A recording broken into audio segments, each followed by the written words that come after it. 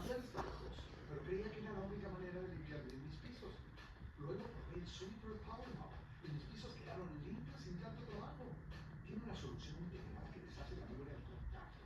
Sus palos con cientos de tiras limpiadoras sacan la mugre pegada hasta de las uniones. Ok, Power Mop. Con su paisaje giratorio de 360 grados, limpia los trapés que está detrás del excusado. Así que dile adiós a la cubeta. Y a trabajo duro con el Super Power Mop. These traders have killed 6 of our fellow cohorts. Let's go get them. Can't help but feel a little flattered. The culprit Shadow Force came with one single rule. No one leaves. Subscribe to Stars on the Roku channel. Here's why you should switch from Google to DuckDuckGo on all your devices. With DuckDuckGo, you get a built-in search engine like Google, but it never collects your search history.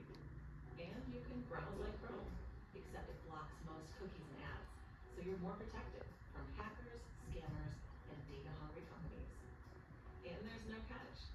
The browser's always free to use. Download the DuckDuckGo browser on all your devices today. Your destination for gripping true crime. From cold cases to notorious murder investigations, We knew right away that something was amiss, something was wrong. we uncover the secrets and expose the darkest criminal minds. The FBI drew up a profile of the depraved murderer for the police. This is raw justice. This is a relentless search for the truth. This is real crime. Watch now on Roku. Watch the Monster Jam channel.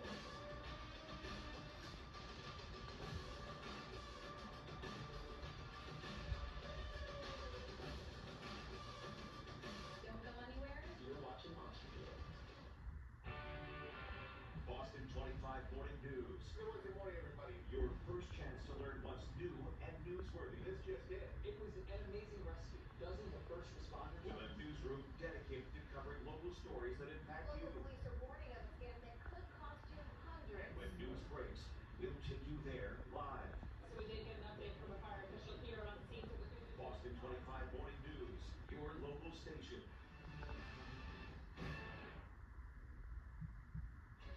Right back here at the Leveler Desk tonight, new documents from the NTSB published just before the government shutdown last night are shedding a little more light on this Green Line derailment that happened a year ago today. 50 passengers were on board, 7 had minor injuries. According to newly published NTSB interviews, the driver of the train knew the speed limit at the location of the derailment was only 10 miles an hour, but could not recall her actual speed at that time. Investigators say the train was doing 36 miles an hour. The driver also stated the speed limit drops quickly in that spot. Too quickly, she told investigators. The NTSB says the train passed through a stop signal and crossed a track switch that was moving. That caused the leading car to travel straight, while the trailing car shifted to another track, leading to the derailment. The NTSB says it is still investigating with a focus on speed rules compliance, as well as internal and external oversight. I'm Boston 25 News reporter Ahmed Al here at Fenway Park, and if you've been to a game here in the last couple of years and you went to grab a beer, you may have used a self-checkout line. The idea is that you don't have to stand in those long lines and you don't have to miss a minute of the game. But according to concessions workers, those lines can lead to underage drinking and overconsumption. For many, a game at Fenway Park isn't complete without a beer in hand. I love to get a beer and a hot dog, but there is growing concern about how that alcohol gets into the hands of patrons since the implementation of self-checkout lanes. My concern is not with the incidents that I'm able to stop, but it is the ones that we are not able to catch.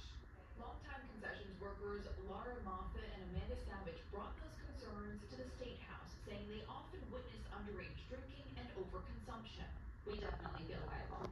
The Bear, who've been working at Fenway for 18 seasons, testified in favor of House Bill 325 and Senate Bill 225, which would ensure that alcohol sales at all venues are directly conducted and supervised by an employee. It's more than just like a transactional process. We're here because we enjoy being here. The concerns come after Aramark, the company that handles concessions at Fenway, installed these grab-and-go beer stations back in 2018. The company wrote in a statement in part, quote, "We take pride in our long-standing approach to alcohol compliance at Fenway. To our knowledge, we have self-checkout locations. Red Sox Chief Compliance Officer Dave Friedman also made note of that in his testimony.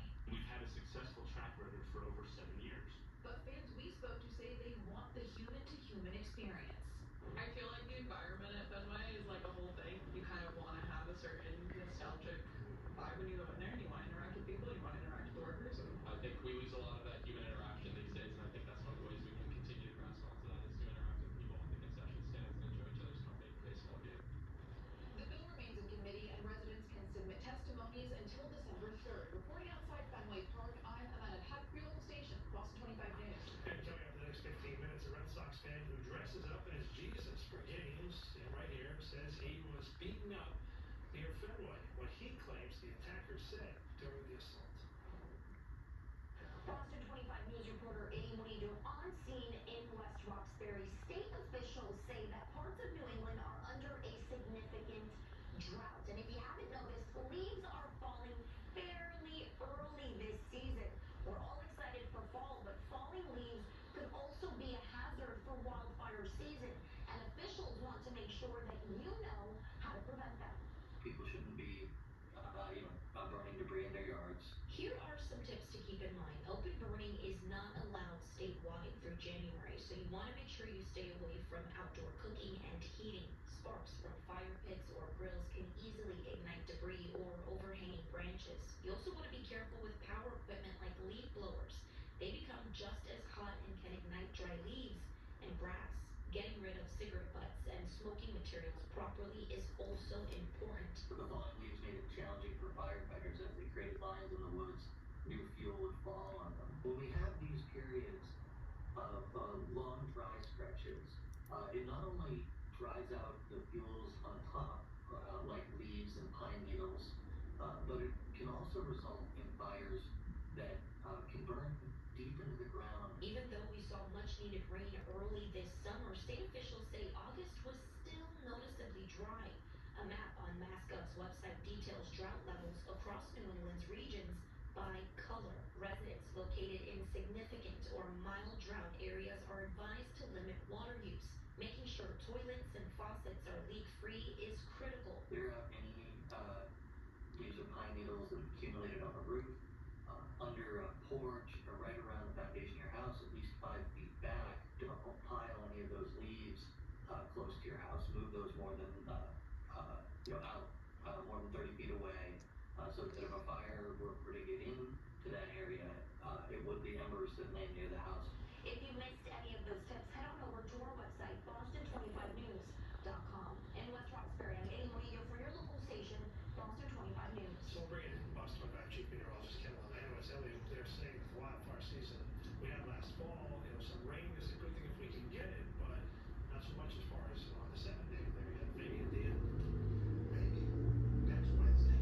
But before that, we have virtually zero chance of getting any rain here. Sure, it's been mostly dry. We've had a few wet spells here and there. A lot goes into the formula to determine drought. It's not just the rainfall, though. That's going to do with soil conditions and whatnot, relative humidity, different factors that are looked into.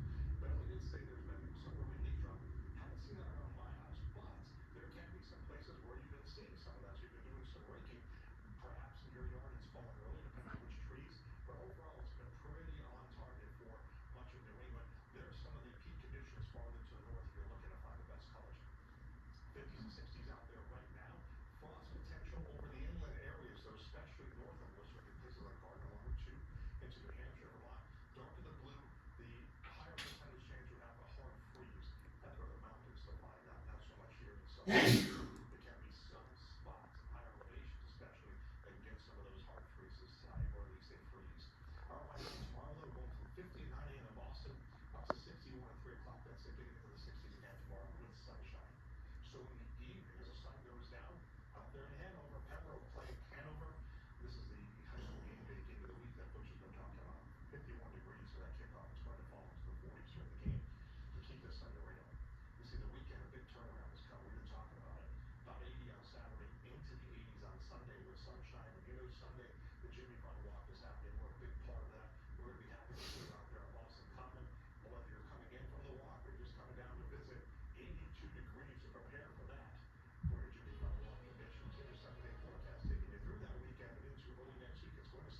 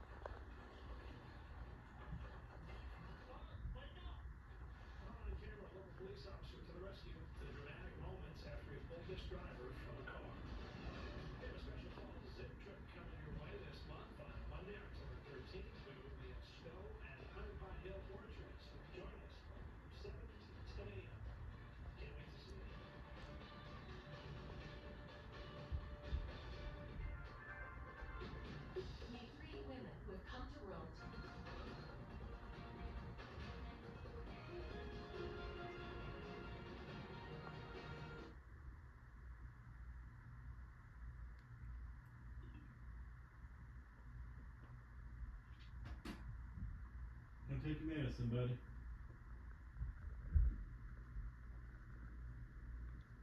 Hey, Daddy, bring the medicine over here.